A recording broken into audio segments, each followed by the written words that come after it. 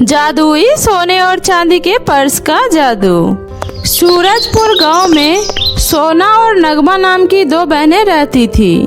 दोनों बहनों का आपस में बहुत ही ज्यादा प्यार था। सोना और नगमा का इस दुनिया में कोई नहीं था। एक बूढ़ी माँ थी, अब वो भी इस दुनिया में नहीं रही। दोनों बहनों के पास छोटे से घर के अलावा कुछ नहीं था। एक दिन की बात है, उनके घर पर सेठ आया और बोला, सुनो लड़की, तुम्हारी माँ ने मुझसे पैसे उधार लिए थे, वो तो बिना कर्ज चुकाए ऊपर चली गई। अब ये कर्ज तुम लोगों को चुकाना होगा, समझी? पर सेठ जी, हम कर्ज कहाँ से चुका पाएंगे? हमारे पास तो कोई काम भी नहीं है। काम नहीं है तो मैं क्या करूं? मैं कुछ नहीं जानता, मुझे मेरे पैसे चाहिए।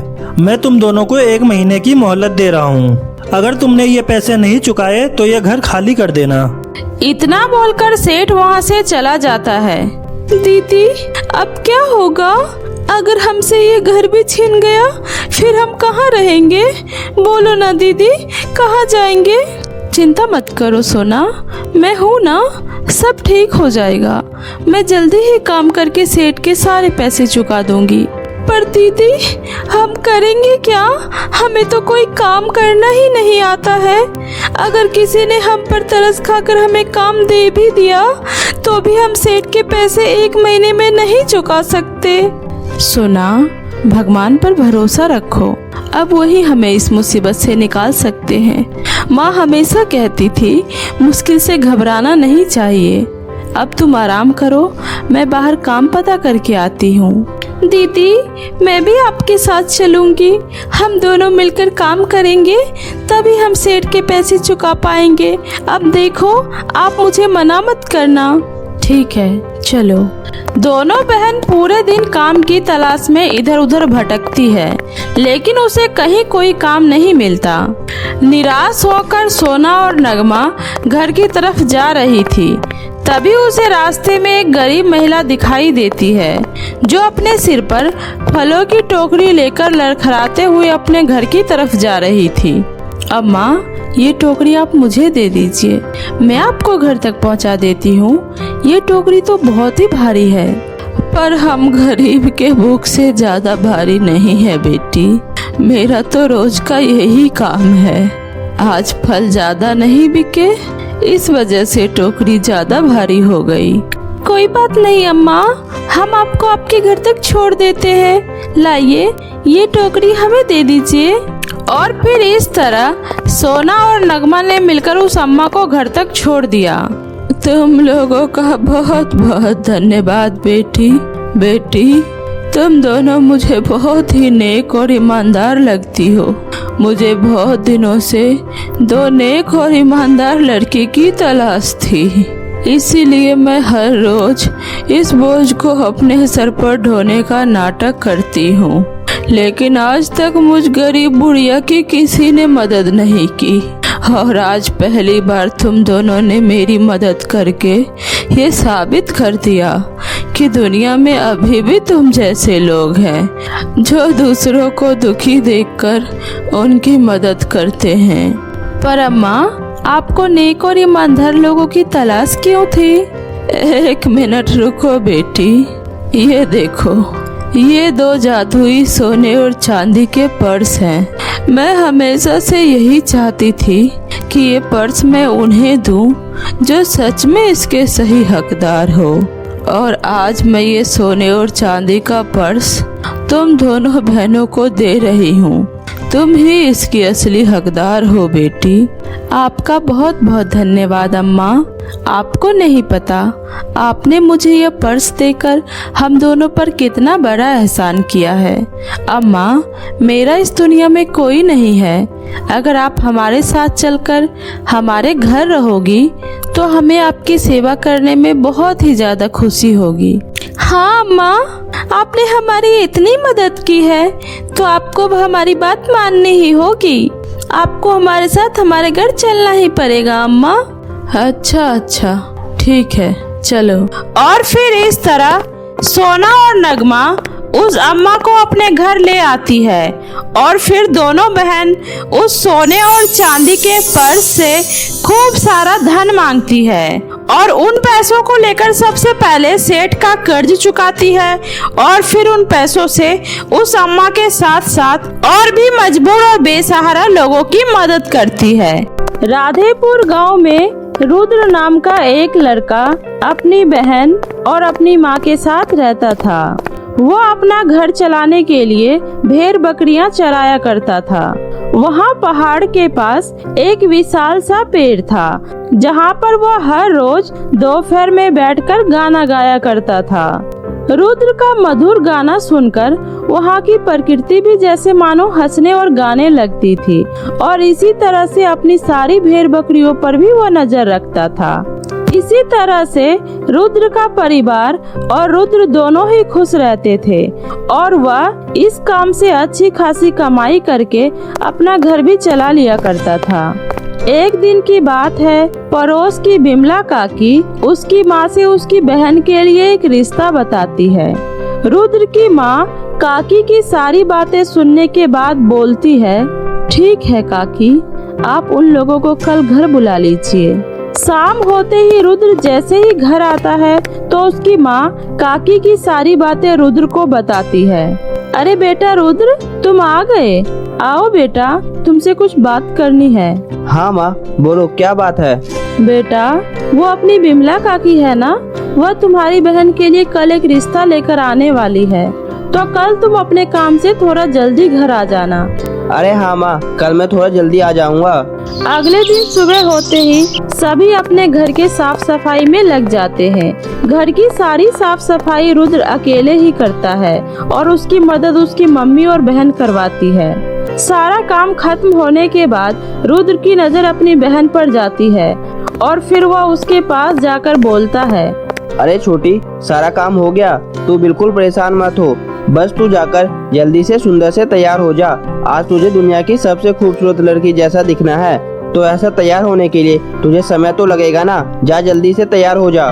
रुद्र के इतना बोलते ही उसकी बहन अंदर कमरे में तैयार होने चली जाती है। थोड़ी ही देर में बिमला काकी के साथ लड़के वाले घर आ जाते हैं और बातों ही बातों में रिश्ता पक्का हो जाता है। रिश्ता पक्का होते ही सब एक दूसरे को मिठाई खिलाते हैं और फिर लड़के के पिताजी बोलते हैं, अरे भाई देखो रुद्र, हमसे तो अब इंतजार नहीं हो रहा, हम तो तुम्हारी बहन को जल्द ही ले जाना चाहते हैं, तो कोई जल्दी सा शुभ मुहूर्त देखकर शादी का दिन निकलवा लो। जी जरूर। लड़के के पिता अपने बेटे की कुंडली रुद्र को देकर वहाँ से चले जाते हैं।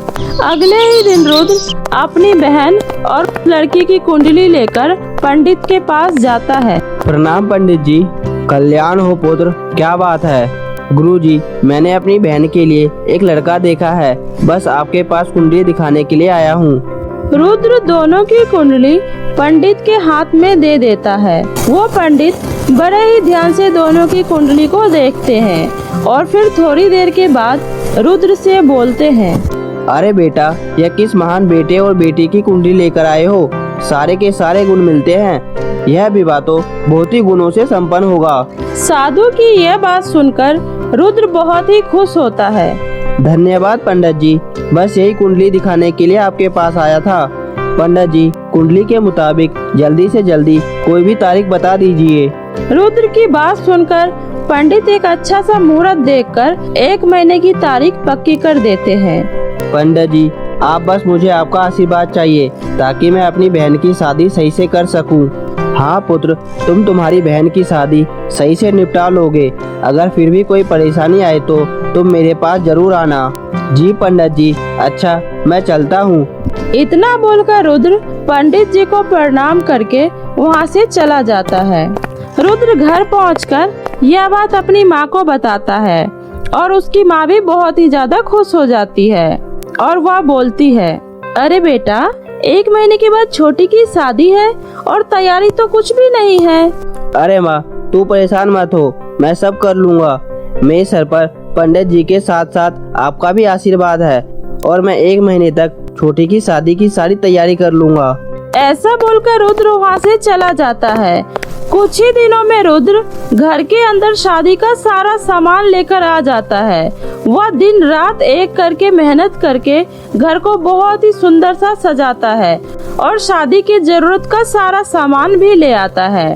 रुद्र शाम होते होते घर के अंदर शादी का कुछ सामान लेकर आता है और रात भर जगकर अपने घर को सजाने में लग जाता है और फिर दोपहर में वो अपना काम करने जंगल भी चला जाता है। इसी तरह से समय बीत रहा था। शादी का दिन नजदीक आ जाता है। एक दिन रुद्र की माँ और उसकी बहन बैठकर शादी की कुछ बातें कर रहे थे। तभी रुद्र को यह याद आता है कि उसने शादी की सारी तैयारी तो कर ली, पर वो अपनी बहन के लिए गाउन तो लेकर ही नहीं आया। यही सोचकर वो अपनी बहन से पूछता है, अरे छोटी, तूने तो मुझे बताया ही नहीं कि तुझे शादी में कैसा गाउन पहनना है। भैया, मुझे मेरी शादी में सुनहरा कलर का गाउन ही चाहिए। अच्छा ठीक है, मैं कल ही तेरे लिए गाउन लेकर आऊँगा। अगली सुबह ही रुद्र अपनी बहन के लिए गाउन लेने निकल जाता है। रुद्र बाजार में जाता है। बाजार में उसे एक सुनहरा कलर का गाउन बहुत ही पसंद आता है। वह दुकान में जाता है। दुकान में जाते ही जैसे ही वह गाउन के पास जाता है, उस गाउन पर लिखे दाम को देखकर वहां से वापस आ जाता है और बाहर आकर अपने आप से बोलता है, अरे इस बाजार में तो गाउन का रेट बहुत ही ज्यादा है। इतने तो पैसे भी नहीं है मेरे पास। मैं छोटी के लिए गोल्डन गाउन कहाँ से खरीदूंगा। इतना बोलकर रुद्र बाजार में सुनहरा गाउन को बहुत ही ज्यादा ढूंढता है कि शायद कहीं पर थोड़े कम दामों में उसे अपनी बहन के लिए गाउन मिल जाए। देखते ही देखते शाम होने को आती है, पर उसे अपनी बहन के लिए सुनहरा लहंगा उसकी बजट में नहीं मिलता है। अगर वह मिलता भी तो वो बहुत ही महंगा होता है, जिस वजह से वह खरीद नहीं पाता है। वो निराश दिल से अपने घर की ओर आ जाता है कि पंडित जी ने उसे यह बोला था कि शादी के लिए अगर तुम्हें किसी भी चीज की जरूरत पड़े तो तुम मेरे पास आ जाना। तभी रुद्र अपने घर की ओर ना जाकर पंडित जी के पास चला जाता है। प्रणाम पंडित जी, कल्याण हो पुत्र। पंडित जी, मेरी बहन की शादी है। कल मैंने सारी तैयारियां कर ली है।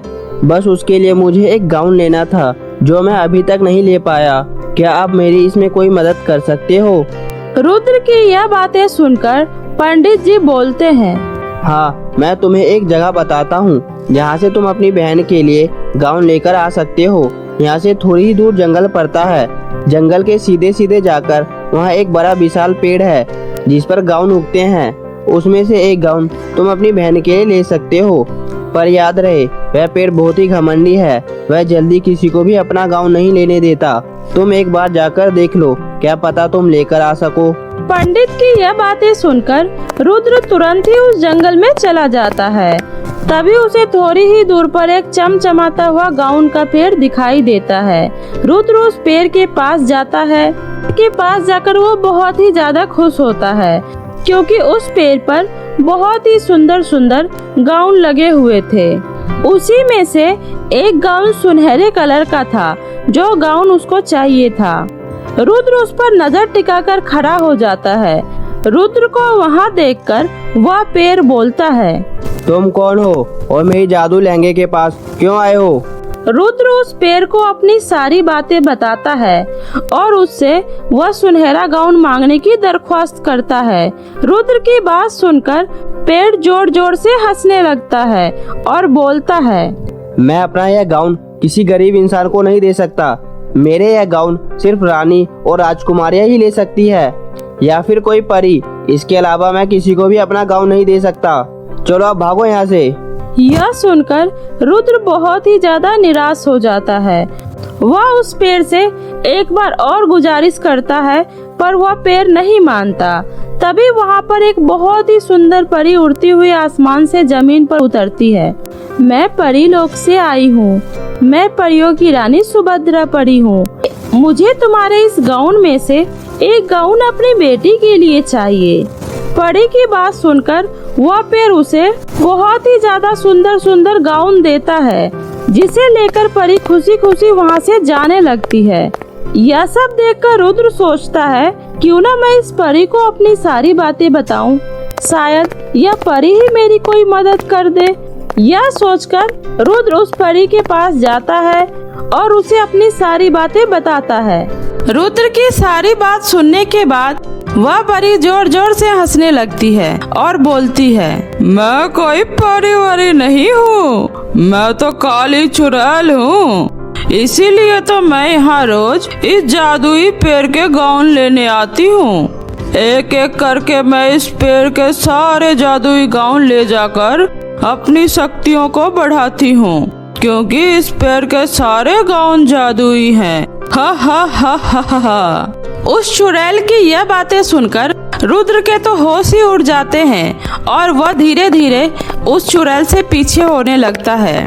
तभी रुद्र के दिमाग में एक आइडिया आता है। वह सोचता है कि क्यों ना मैं इसको इसी की तरीके से चलाते चलाते किसी तरह उस जादुई पेड़ के पास ले चलूं, ताकि उस जादुई पेड़ को भी यह पता चल पाए कि यह कोई परी नहीं बल्कि एक खतरनाक चुड़ैल है और उस जादुई पेड़ के गाउन से वो अपनी शक्तियाँ बढ़ा रही है। इतना सोचकर रुद्र उस काली चुड़ैल को चलाते चलाते उस पेड़ के पास ले जाता है। पेड़ भी दूर से यह सब देख रहा था। वह यह सब देखकर बहुत ही ज्यादा गुस्सा हो जाता है। उस चुड़ैल पर आग के गोले बरसाने लगता है। तुम मुझे माफ कर दो, मैंने तुम्हारी मदद नहीं करी, फिर भी तुमने मेरी कितनी बड़ी मदद करी। अगर यह काली चुड़ैल मेरी सारी शक्तियाँ ले लेती तो मैं मर ही जाता, क्योंकि मेरे प्राण मेरे इस गांव में ही बसते हैं। तुम्हारा बहुत बहुत शुक्रिया और मैं तुमसे माफी भी मांगना चाहता हूँ। मैंने तुम्हारी मदद नहीं करी।